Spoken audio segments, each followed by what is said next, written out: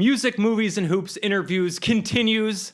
I'm starting to get a little flow as I get used to this. I'm thrilled today to have the exceptional filmmaker and film educator, Miss Melissa McClung. Thank you for joining me today. How are you?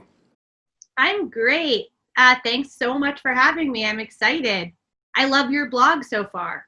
Thank you. We've been talking about it. We're dear friends. You've been one of my confidants on this journey. You've given me a lot of great feedback.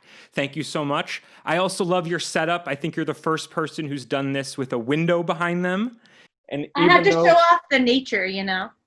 Yes, you're coming at us from beautiful Western Massachusetts and giving us a little bit of the flavor of the nature that we are missing.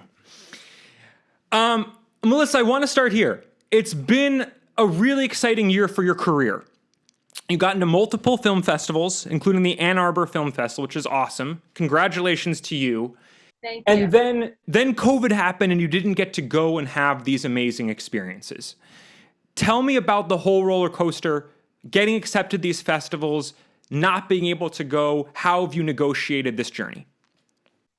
That's a great question. Yeah, it's so funny. It feels so long ago at this point, I almost forget. But for the first time in my career, really, I've been making films for quite a while, but I got into this big film festival, Ann Arbor Film Festival, the oldest experimental film festival in North America. So cool. Fantastic. In its 58th year, I got in with my documentary, Louis Antiques, which had sort of been in my back pocket for a while. I made it in 2017, but sort of had held on to it.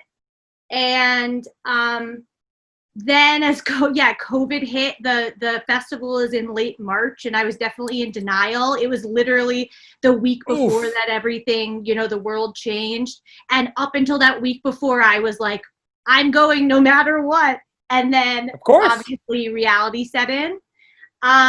But the festival was awesome, and in true experimental spirit, they were sort of the first people that, honestly, in 12 days, I think it was, they were like, we're putting this festival online, we're going to do it, it's going to be awesome. They were one of the first festivals to go virtual, and they did it in real time, which not every festival that I've been in has done, which is like they basically had the same schedule, they just had it online.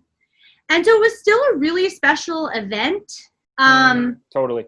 It really felt special. We still did Q&As on Zoom, and I connected with some filmmakers, mostly over Instagram. And I connected with the head of the festival. And so it was still amazing. And Cool. I'm an alumni of the festival now. So I feel connected to them. And then I got into a few other film festivals, and honestly, at this point, I don't even remember the disappointment, but it was definitely really disappointing to not travel, I would say. But we made the most of it. And the good news is, I think what really, if I'm being totally honest, what really protected me from being completely crushed is that this film was sort of a fluke. It was started as an experiment, and I had no expectations for it. And the fact that it got in Ann Arbor completely blew me away. So it wasn't. I love this film, and I'm not surprised. Well, thank you. But it was the sort of thing where I have another film coming down the pipeline that I'm very attached to and very excited about. And if this had happened to that, I think it would have been a lot bigger deal to me. Is that terrible to say? Oh, well. No, because I think it's connected, and that's kind of what I want to explore. To what degree do you think this can be a springboard? Do you think getting these credentials is going to make getting into future festivals easier? Yeah, so it's like kind of common knowledge, I think, that once you get into the festivals, since you're an alum, it is kind of easier to, in some senses, to get in subsequent years. So it's nice because, and actually, I think the biggest thing it's done for me is I didn't have very much experience at all. I don't have very much experience at all with this whole festival thing. It's sort of like weirdly applying to colleges, but over and Yeah. over and over again for the rest of your life. And Yeah. and so I really had no experience with that. And one reason I had held on to Louis is because I was like, didn't know what to do. And then kind of I don't even really remember making the decision, but I sort of was just like, well, I might as well try to get this into places. Yeah, this whole world is kind of confusing, and maybe we can talk about how it's different and similar in the music world. I remember 2017 was an exciting year for me. My band American Dreamer got into 2 festivals, and I really hoped that it would kind of launch us into getting into more. And I remember at that time wanting to seize the moment, and I tried to apply to a bunch more and kind of say like, we're a hot band right now, and it didn't really happen. But did it happen in other years? It did. Yeah, this was going to be a great year for us. So I think maybe it's just like once those things are on your resume, it just is always there. What do you think about that? I absolutely agree with that. And Okay. and I think that it's such an interesting thing as an artist. Yeah, it is a snowball effect. It's Yes. like Yes. and I think that has to do with, first of all, of course, like as your resume builds, people take more notice, but also as your resume builds, you gain more confidence. I've had so much more confidence since I got into Ann Arbor because I didn't have any connections with Ann Arbor. You know, a lot of times someone will put your film in front of programmers if they know them. But Ann Arbor, as far as I know, maybe there was someone on the programming committee that did know me, but as far as I know, they just liked the film, which was really exciting and felt really awesome, and also just solidified for me. I like to tell this story that the day I got into Ann Arbor, I got rejected from showing the exact same film at a college dining hall. So it just like solidified to me too how random the process It's is. a great story. And even if you get rejected 1,000 times, you just need that one acceptance, and then things can really start. And then it can just give you confidence, but also people take more notice and everything like that. So filmmaking is your career. I'm sure you love a million things about it, but I want to put your feet to the fire. What is your number one favorite thing about creating films? I mean, being at the festivals is great. I've literally gone to one festival because every other one I've been accepted at was during COVID. And it's parties every night. They like, I mean, at least this one great film festival in Middlebury, the Middlebury New Film Festival, you get like an amazing swag bag of Vermont treats. There's parties every night. You're meeting amazing filmmakers. It's just, and you're seeing amazing films. You're traveling. It's just so fun. But as for the big payoff, yeah, it really is the validation, right? It's the validation, it's the connection with people. Yes. I think a lot of filmmaking and more as I talk to artists, I realize this more and more, that the artist life or the filmmaking life is funny because it's a lot of being alone, writing at your computer, or in my case, since I edit my films and do a lot of things myself, I'm alone at my computer animating or editing or whatnot. And it's so freaking awesome to then like step away from your desk and be celebrated and get to meet people. So I would say, I mean, that's one thing. But then as for the art form, I mean, it's similar. I think I really love production, even though it's like definitely more stressful because you're, interacting with people as opposed to being at your desk. But being on set is really fun, especially if you're making movies with people you like, which I always aspire to do. I like to build my crew with my friends and people I really admire. And it's just like the energy, and and in my case, you've been sitting alone writing this and making visual boards on it and just like thinking through it and talking to people about it, talking to your crew about it. And then you're on set and you're seeing it realized in front of your eyes. And it's really amazing. So on my last film that right now is called All the Marbles, I remember this really magical moment on set where the film is for lack of a better category, a children's film, and it's sort of and it's definitely surreal. And I took inspiration from Alice in Wonderland and all those things. And we were on set and we were getting this one shot, and I just didn't really know what was wrong with it, but it wasn't sitting well with me. Okay. It was a shot from a table looking at the little girl, but she didn't look little enough. And I was really just in that moment, it seems so obvious now, the solution we thought of, but just in that moment, I was like, I don't even know what's wrong. It's a shot from the table of the little girl, the table's in the foreground, but I really didn't know. And then at the exact same time, like 3 of my crew members were like, we need to raise the table so that she looks like unusually small, like raise it like 6 feet in the air. Okay. And it was, I don't know, it doesn't sound as exciting now, but it was so exciting to me because I hadn't thought of that solution, but they thought of the perfect solution. And that was something that originated in my head. And then they had to take an ownership of and had seen my vision enough to come up with that amazing solution. That story is exactly my favorite thing about collaborating. When you bring in people on your art or on your work and kind of have an open heart and an open hand to say, I'm not just having you help me, I want you to bring yourself into this and share your talent, and that happens and people help you make the best work. It's extraordinary. So you are also an educator, which I love. I too am an educator, and we have spent years working together at the Deerfield Academy Summer Arts Camp, teaching together. You teach film at the Pioneer Valley Performing Arts High School. Let me ask you this. Obviously, you're teaching a ton of film technique to these students, which is fantastic. But in terms of big picture, kind of from that 500 feet view, what are the concepts that you want to distill in your students when they walk away from having taken your class? Amazing. I think about this a lot, actually.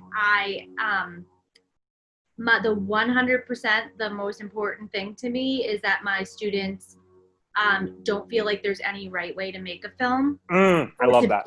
To be a filmmaker, because I think, maybe this is for all kinds of art, but I think particularly in film, especially if you go to some film schools, I just know I didn't go to film school. I went to grad school, but I didn't go to undergrad film school, but I just know from some friends who did that they walked away with this sort of like, well, sets should look like this and films should look like this. And if you don't have $20,000 to spend on your short, then why would you even make it? And I think that is absolutely an attitude that I'm fighting against in my work, but also with my students. And I think that anyone should be a filmmaker, and there's no right way to do anything. I mean, there's so many amazing films out there that break boundaries, and films that, are just still pictures with audio underneath, films that really films that have been really big that are literally the filmmaker making a narrative feature with their neighbors.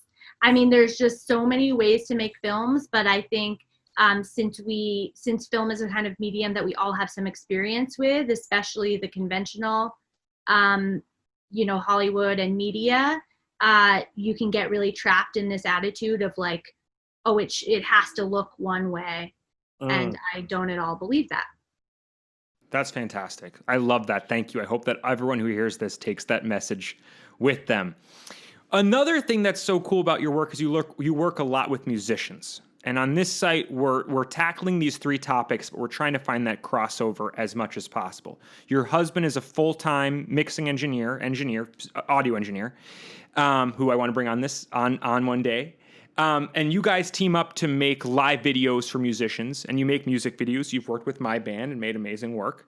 Let me ask this.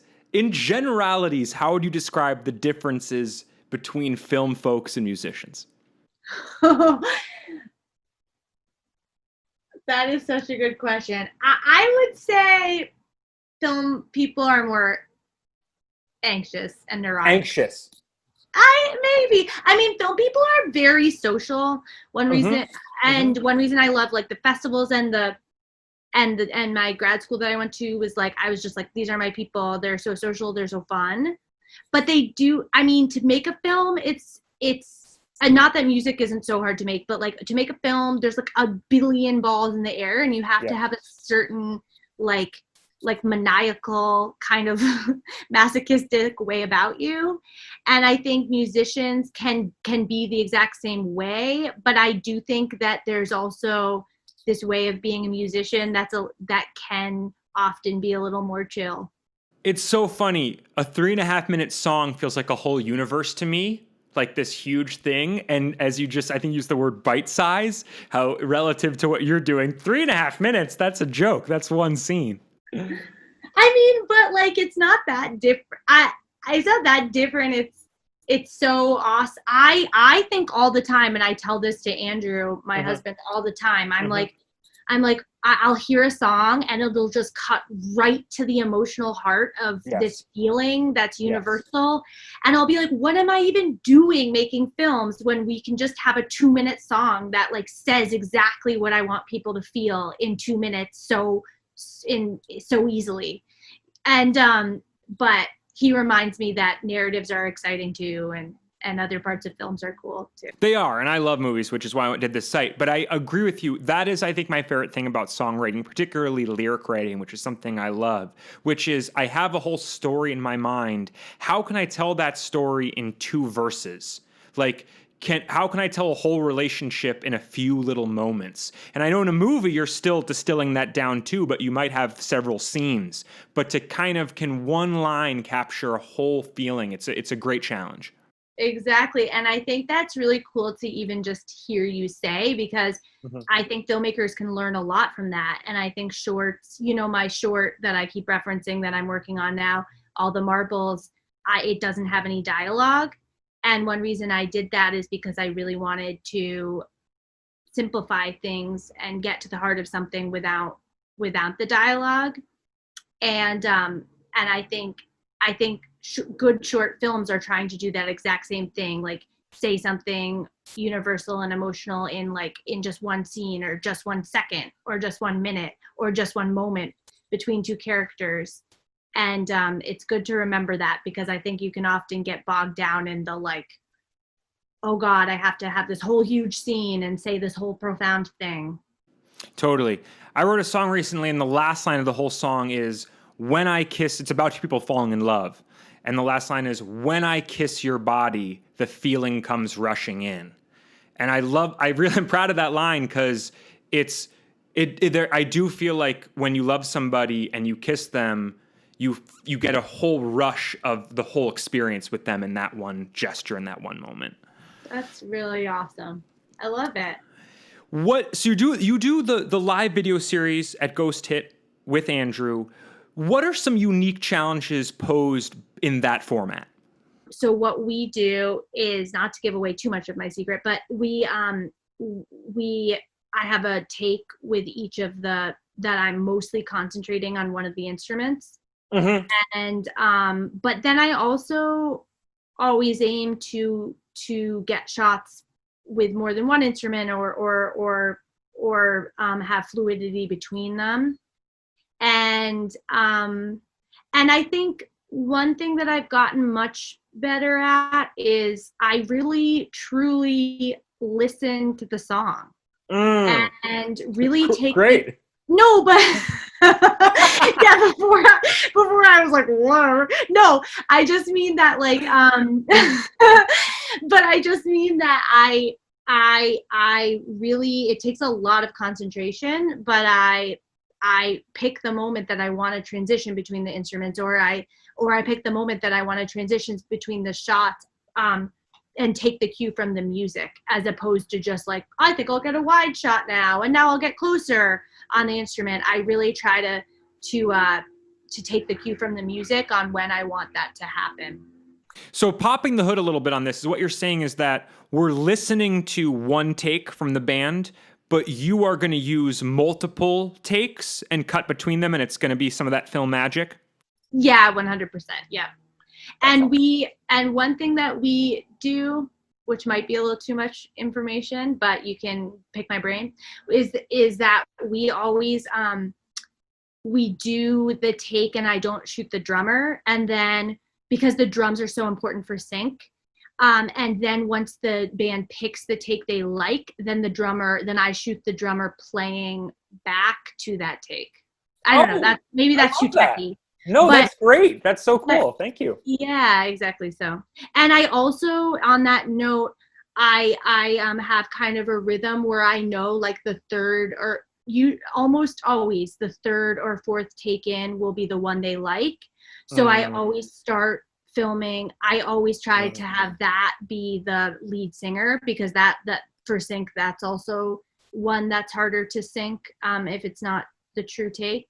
So I tried, and I'm pretty good at almost always nailing having the lead singer be the take they pick, which is pretty cool.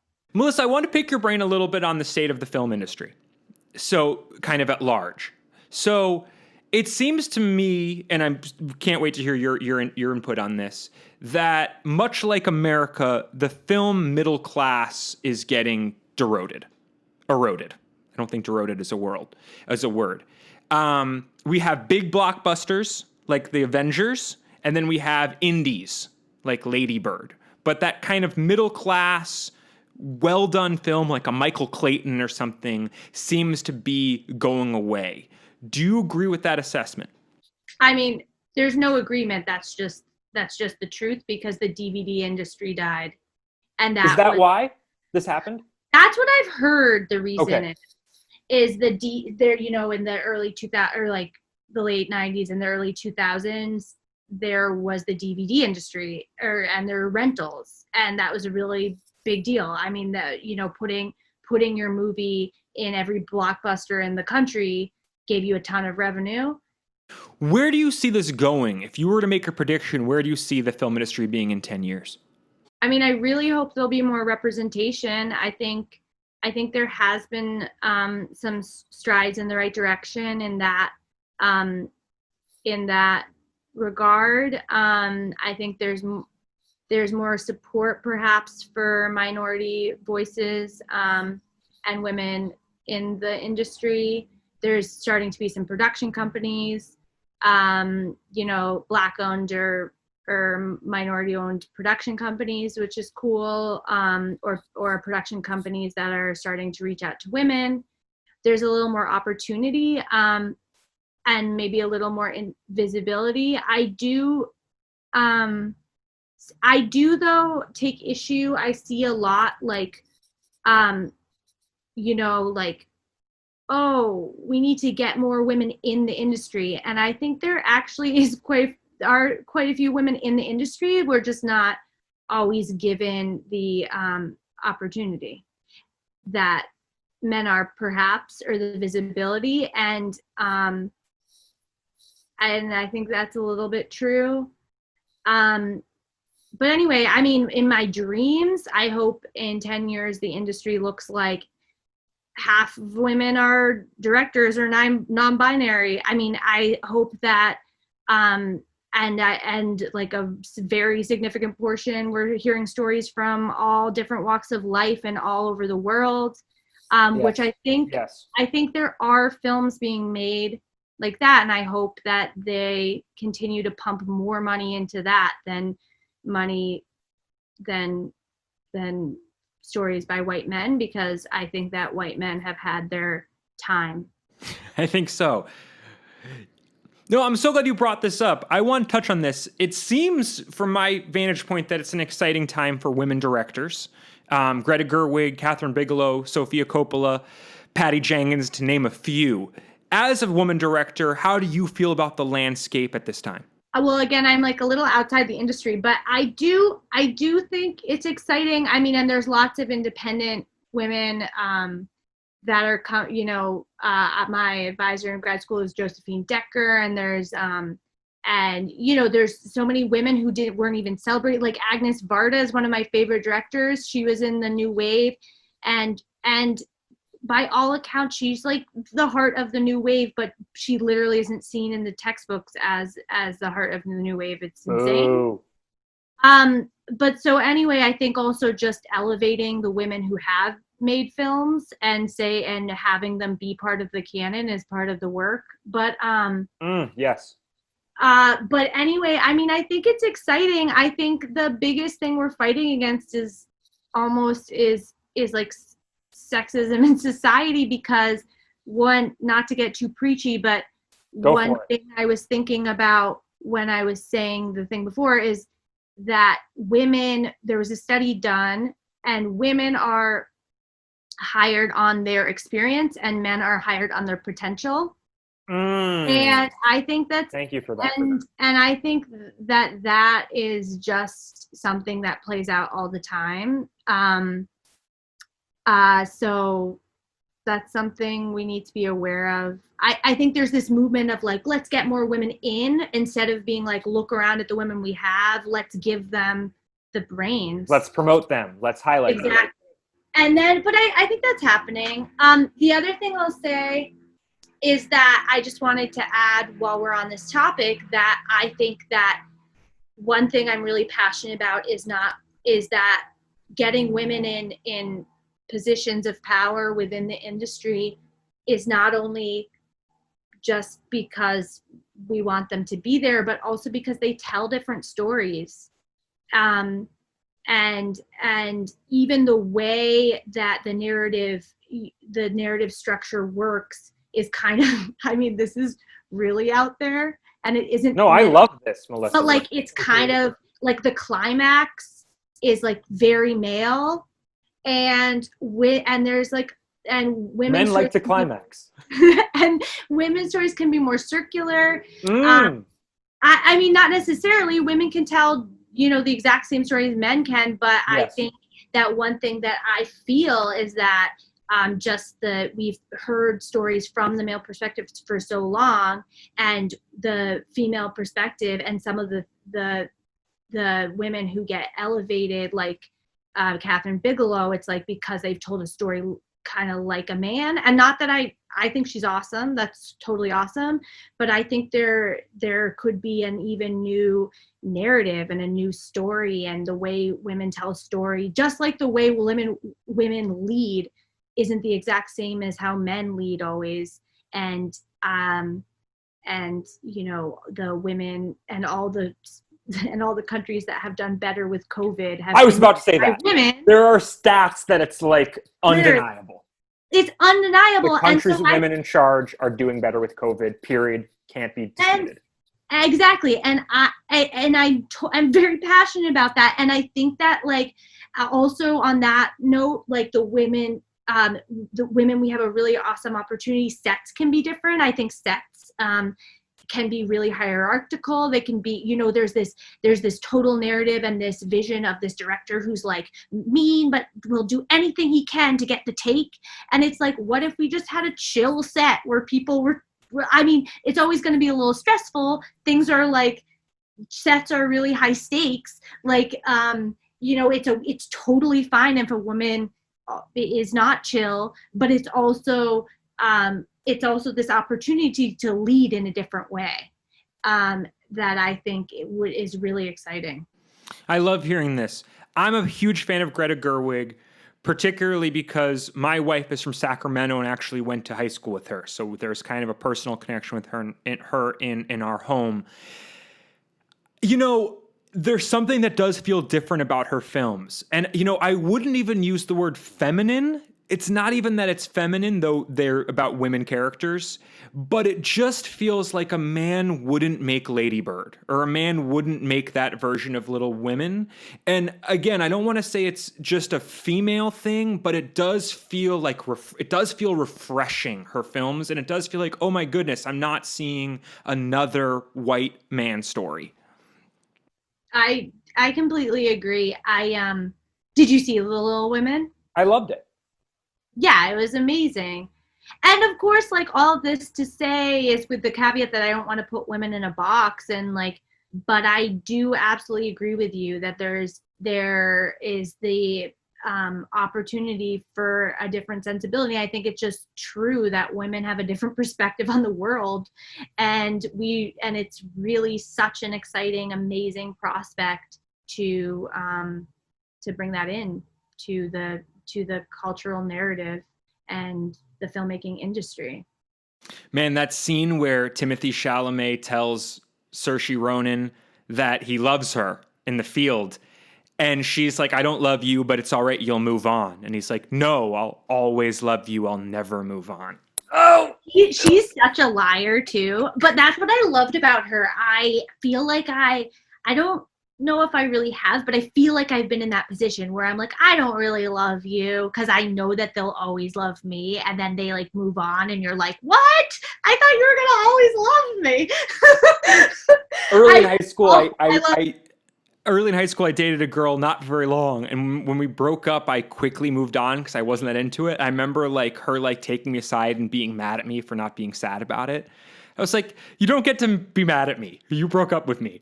We have a lot in common, but we share a passion for being imaginative, dreaming big, thinking big, being creative. And it's something that we have a lot of fun hanging out and bonding over. And today, I thought we could do something really fun. You have a vision of making a camp-oriented, Wet Hot American Summer inspired film, which I love, and of course I'm going to try and weasel my way into being part of. And as kind of just an activity and a brain exercise here, let's imagine this film and kind of brainstorm and create it for a time. How does that sound? I'm so excited. Can I just say one thing? a million things. By Wet Hot American Summer inspired, I don't necessarily mean that it's like the plot is anything like it, and I don't have that many people I could get them, but like comic, it was just like Wet Hot American Summer was like every best comic actor coming together, and I'm not sure that's what I could pull off. But I think the spirit of like bringing a bunch of awesome, talented people to a remote spot, living in cabins. This is after the pandemic, of course. And then just like making a movie together for like 2 weeks is just my dream. I love that. So let's flesh this out a little bit. Tell me about the idea. Okay. So I get together everyone I love, and one thing about me is that I'm at least right now vibing on being like a little outside the industry, and I do like working with non-actors. I think it's fun, and I often I cast people in roles to kind of be themselves. Like Andrew Bujalski style. And where did that, sorry, I want to pause on this because I think this is super interesting. You brought up a number of times. Where does that interest come from? Why are you gravitating towards that approach? I do both documentary and fiction films and hybrid films. And so I think documentaries, one reason I love them is because real life is often weirder than fiction. And so I like the idea of like pulling from the bizarre people who live around me.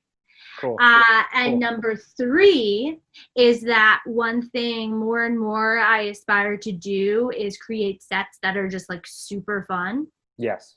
And because the process like might as well be as fun as the final product. And I think there's kind of this narrative that like sets always have to be miserable. And but almost it will help the product. It will enhance the product if the process is fun and positive. Absolutely. I believe that. I really think that there's a narrative that I'm definitely trying to fight against, which is like sets need to be miserable because art is pain and whatever. But like, no, it that can doesn't sound like you. Fun. Yeah, exactly. I want to have fun. I want it to be a party at all moments. And so like it's 6 a.m. Like, it's freezing cold. And you're like, and I'm like, here's the hand warmer. Here's the hand warmer. So I'm kind of thinking about this.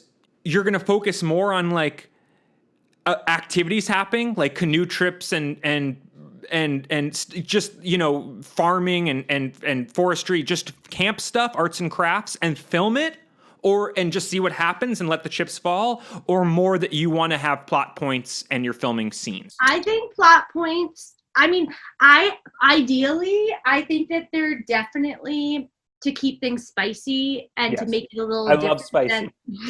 And to make it a little different than other films that have been in this category before.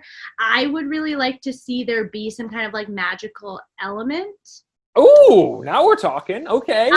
Like for instance, I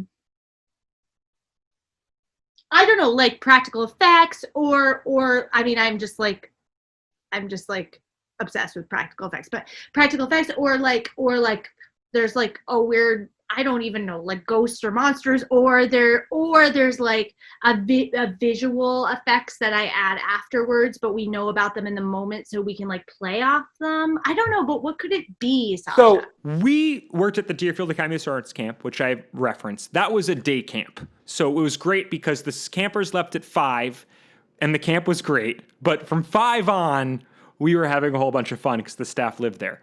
Before that, I went to a summer camp where you stayed, and there was a whole big mythology around the Night Stalker. The Naked Hippie Camp. I went to Naked Hippie Camp in Vermont. 20-plus-year-old male counselors showering with 15 and 16-year-old girls, which is hard to even imagine in 2020. That's bad. But That's it not was, good. I swear to God, it was completely not sexual and completely fine at the time. But it's hard to believe it happened. Okay, gotcha. Not one-on-one. They had group showers at this camp. 6 to 8 nozzles. I wore a swimsuit. Anyway. But there was a whole mythology around this Night Stalker, that someone would kind of stalk the cabins. And actually, they got a counselor to like play this role, and I was just young enough that I bought into it. So like one night, our counselor tells us a story, gets everyone kind of freaked out. We're like, that can't be real. And then a few nights later, the stalker like came to the cabin and like knocked and then ran away, and it was a lot. So maybe it's playing on something like that. I mean, actually, I love this, and maybe it could even be like honestly, like I think there's a whole different direction where it's like we're at a camp, but it's not actually a movie about a camp. But I think it could be fun. But we're just using the camp facilities to like make a film out in nature. But I think what could be really fun is having it like kind of like doing a bait and switch, or like having it start as like a very typical like summer camp, and then it gets like really fucking absurd and weird. And like, you know what I mean? It like starts in a very kind of familiar way, and then like slowly but surely like the whole universe just like gets flipped on its head. Yeah, I'm like a cabin in the woods version of a summer camp movie. Exactly. Except instead of like, I mean, I love Cabin in the Woods. Me too. It's not actually that scary. Right. If you haven't seen it. But I also think that there's like, I mean, think about my work, Sasha. It's like colorful, and I think there's more of a like whimsical element as opposed to a scary. But still, no, exactly. I think that'd be so fun. And the other thing I'm thinking about, and I was never a counselor at this camp, so I never got to experience, but the lore of the counselor day off cabin. That's good. As a camper, it's just like, what goes on there? It's like there's some beds where they go on their day off. I know they're partying. I actually know that one of my camper buddies, one of the counselors quietly asked him for like if he could cop his Ritalin to like party on Ritalin on the day off, which is super unprofessional and hilarious. Camp, Sasha. Oh my God. But I think like, especially for the young people, to kind of like, I think what would be great is to talk about it for a long time and build it up, because that's what it felt like as a camper. And then later in the movie, we finally go there, and either it's like really amazing or it's like really lame. I think it's not lame. I think it's either really like the best party in the world, or it's like they're all like werewolves. Yes. You're like, Yes. they're not Yes. werewolves. That's like too corny. But like they're all like, they all like, or like literally it's like a journey, and then like we like end up at like a beautiful cave, and it's like they're all like goddesses, and they all speak with like big echoey like voices, and they're like, "Come here, child." Or they're old, or maybe they're wearing young people masks and they're just Yes! like old. Yes, yes, they're like old. They're like old wizards. I think another thing is like it's obviously so easy and for obvious reasons it's fun to do the generic camp. Arts and crafts, swimming, sports. There's so much to play with. I think that Wet Hot American Summer is such a great like I forget her last name, but Molly's character who's like the arts and crafts woman. Oh yeah, Molly Shannon. Molly Shannon, it's just like such a great character and it's just so fun and the people who run the dock. Stuff on the water, like the swim tests and stuff. It's fantastic. Yeah. So we could go back to that well, but I'm wondering if it'd be fun to like try and bring a new twist to it by having a very specific camp. Here in Austin, there is a wizard camp that some of my piano students have gone to. Never really fully understood what happens at it. I think there are wands. You know, a medieval camp. My cousin went to like smart kids camp where you like took classes on physics. Do you have does anything like that speak to you? Or do you have any like weird niches that could maybe be an interesting direction to go in? Yeah. I mean, it could be like anything. I mean, it could be like animal camp and there's like a bunch of weird animals. It could be like animal camp. It's gold. It's gold. Maybe it's the robot revolution and there's all these orphans from the robot revolution and so then the counselors are robots that are programmed to make them feel comfortable because they know that they can't kill the kids for some reason or something. I don't know. Yeah, maybe we get political. I don't really know anyone who's for Trump. So it confuses me that like 30 million people are. So maybe it's like, yeah, but maybe it's like this camp is like making these like racist, homophobic, misogynistic people, and that's where they come from. And then it's some kind of like saving kind of gets into we gotta like defeat this. I don't know, that could get crazy. Yes, no. I kind of like that. I like the idea of it like having a broader message, and I like the idea of like it's the camp is a microcosm of the world, and I think that's or cool. like in the country cool to play with. Yeah, and it's like it's kind of a parable, but it's like really funny and weird. So like it's not totally like icky, you know. Yeah. Okay. Do you have any more thoughts on our movie? Your movie that I've now made my movie?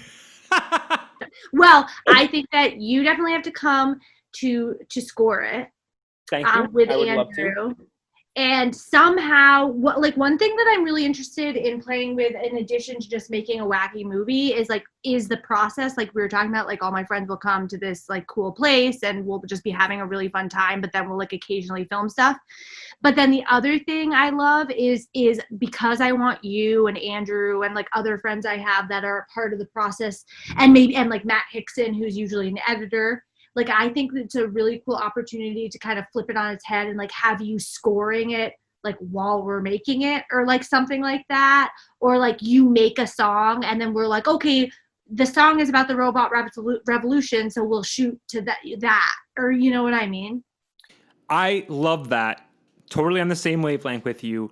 What was cool about my camp was people were playing music all over.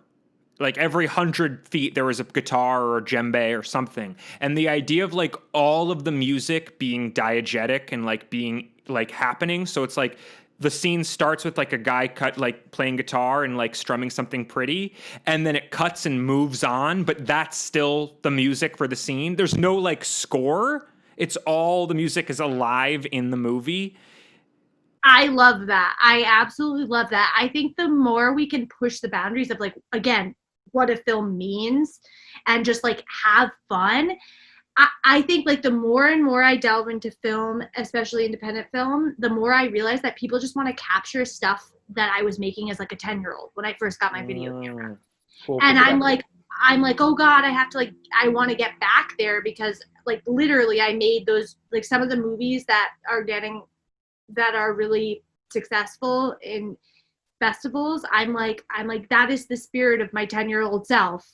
So I think the more we can just like have a really fun time filming, we'll capture that, and that will be really attractive to audiences.